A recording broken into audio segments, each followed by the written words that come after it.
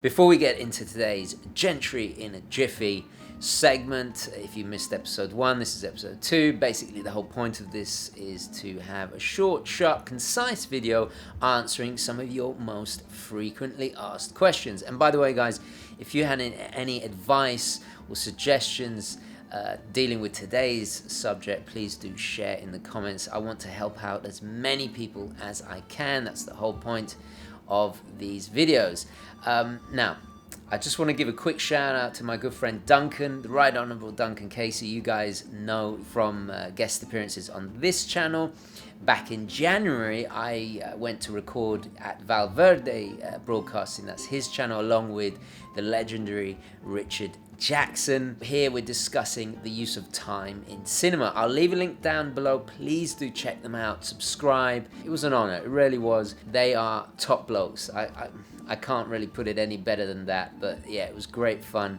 And I will be appearing on that channel again, reviewing a film no less, which is something I used to do on this channel before, you know, the OGs, the original Gentry.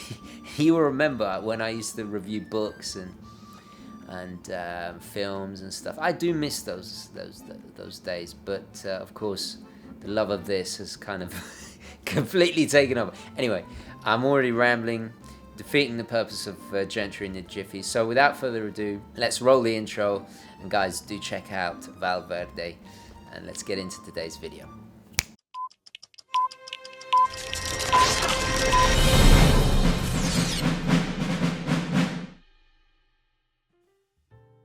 Okay, hi guys, and welcome to the show. Today we're going to answer another one of your frequently asked questions, and it is a great one because this comes up all the time.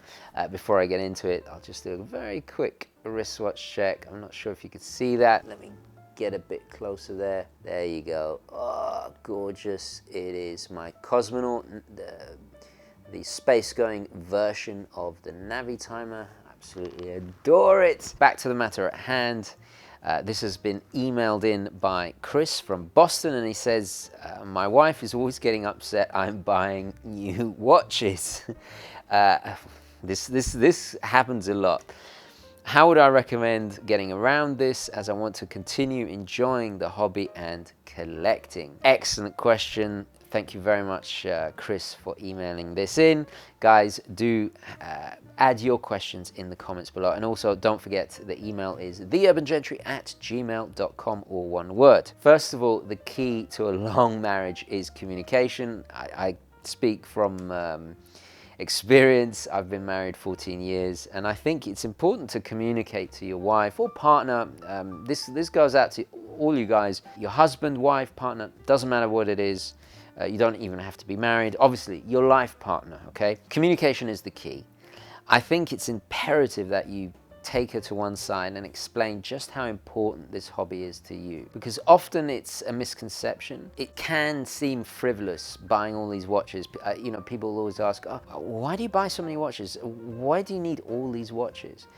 A misconception about the hobby in general. They don't understand that it's something important to you. So explain to them that it means something to you. It's the history, the learning, it's something you enjoy. Second of all, often friction or I guess disagreements can arise because you may be fixating too much on the collecting and buying new watches and abandoning something else that perhaps financially, or it could be a time thing as well. I think it's a great way around this is what I do, is when I buy a new watch for myself, I'll buy something for my wife, either something she's interested in if she's not interested in watches. And that's an excellent thing, to involve your partner, your husband or wife, into the hobby is so rewarding. Now, I did this, I've mentioned it before, when I reviewed my wife's watch collection. I bought her a Cartier tank, and she loves that thing, and it got her into the hobby. Now, not to the extremes of like you and me, right? But now we'll watch a film and she goes, oh, nice Submariner, or oh, look at that Casio F90 blah blah blah, right? When you share something like that with your loved one, with the most important person in your life, I cannot tell you the pleasure and happiness it gives me, you know. Now, the downside of that, and do consider, is this big downside. Her next watch she wants is a Vacheron Constantin Patrimony, right? And those are not affordable. Those are expensive watches. If I had all the money in the world, I'd buy it right now for her. I'm in the process of saving up, and I will get that watch for her. God, she's got such good taste. I married the right one there. So yeah, that's the downside, I guess. No, that sounds greedy, but yeah, don't be greedy.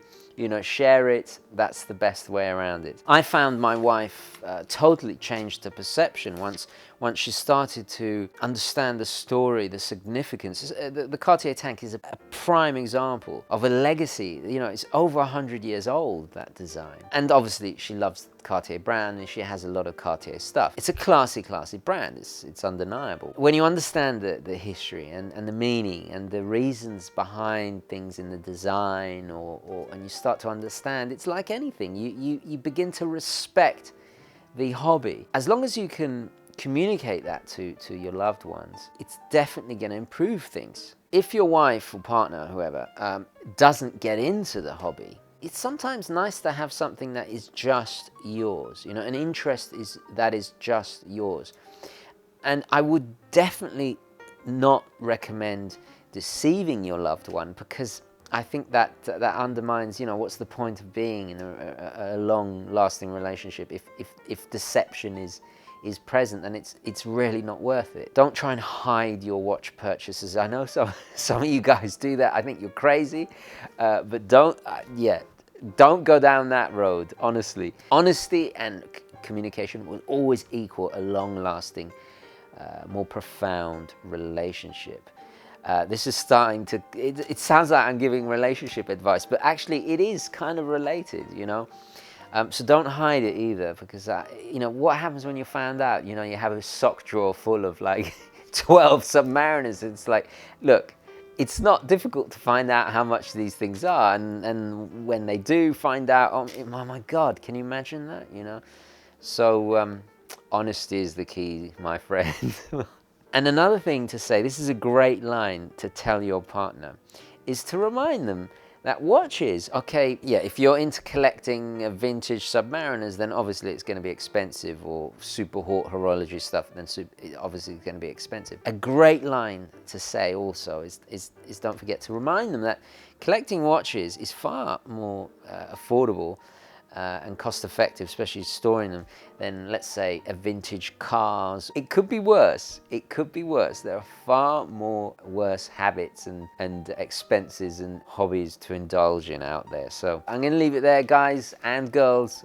I wish you all the best of luck with your partners and loved ones. Chris, I hope some of this might be useful to you. And thank you very much again for the excellent question.